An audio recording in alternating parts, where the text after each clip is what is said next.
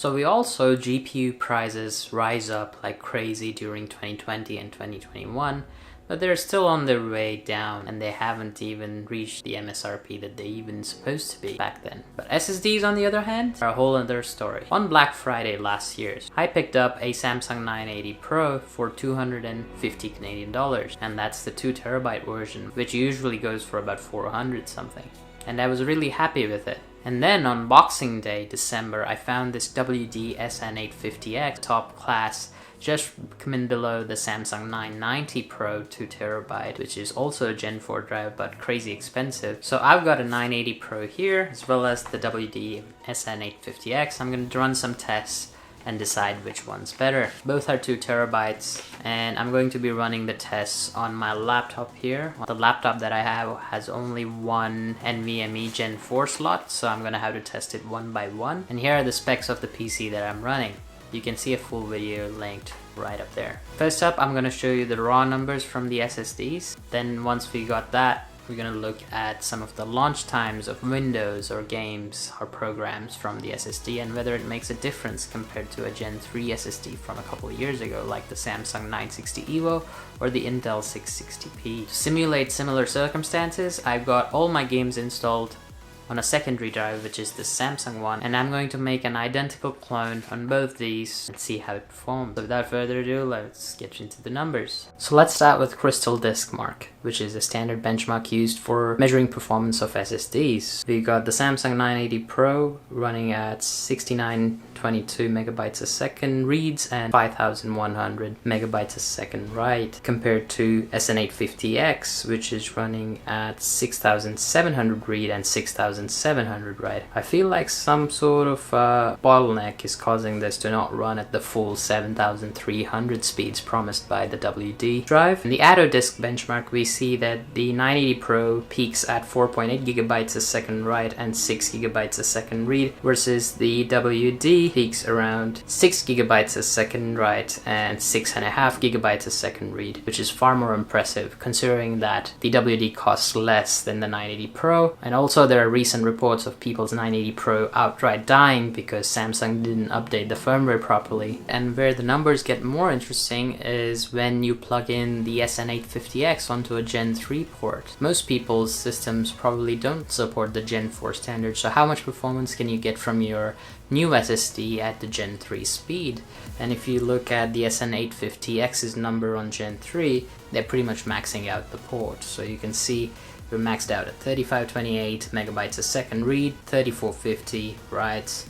Same thing with sequential 128K, queue depth of 32. So you're not losing too much performance if you're using the same drive on a Gen 3 port, because unless you're copying large files across, stuff like that, or you have two fast Gen 4 disks, it's very unlikely, but if you do, then you can benefit from the Gen 4 port. But if you're just running a single disk for either your game storage or your video editing storage or a scratch disk or your Windows boot disk, doesn't really matter, you're getting pretty much the full performance at the real world workloads. Alright, so those were the raw benchmark numbers, and now let's look at real world performance, such as launching a game. So I've tested 7 games, including some multiplayer and some story games. The multiplayer ones I benchmarked by getting to the menu as fast as possible by 3 launches and then averaging them out. And then with story modes, I launched the game, load into the latest save available, and then see how much time it takes from launching to getting to that point. So the first one I have on the list is Plague Tale Requiem. It took 69 seconds, nice, on 980 Pro, and it took 68 seconds on the WD850X. Not a huge difference. Next up, Warzone. We saw 49 seconds on the 980 Pro versus 35. Significant improvement. And remember, the WD disk costs less than the 980 Pro, ignoring all of the firmware issues that the 980 Pro is having. Fortnite shows us 53 seconds on the 980 Pro versus 48 seconds on the 850X. Then we have GTA 5 loading into story mode, 65 seconds, cold start versus 63 seconds on the 850X. I know it's 2 seconds, but again, 850X is cheaper, so why not, right? Next up, we got Overwatch 2. This one launches fairly quickly. We got 14 seconds on the 980 Pro versus 13 seconds on the 850X. The last two games are Siege and Apex. With Siege, getting to the main menu took 67 seconds on the 980 Pro versus 60 seconds on the 850X. And then Apex took 29 seconds to reach the main menu on 980 Pro versus 32 seconds on the SN850X. The only game it performed worse than the 980 Pro. And the fun thing about all this is I compared the numbers, and the 850X performs exactly the same on a Gen 3 slot with all the numbers that I showed you, so it should be similar for a 980 Pro. So if you're considering a faster SSD, don't worry about what port you have if it's just for gaming. So which SSDs should you buy?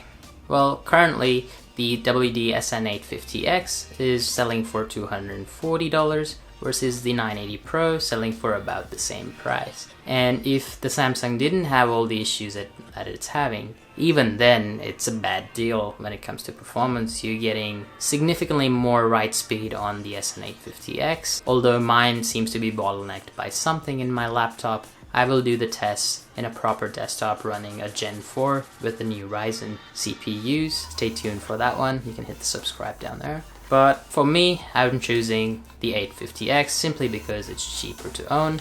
I got two of them right here, and I replaced both my SSDs on my laptop with the 850Xs, both of them being 2 terabytes. So to conclude, great SSDs are getting super affordable to buy because NAND flash is becoming cheaper, which means good for all consumers.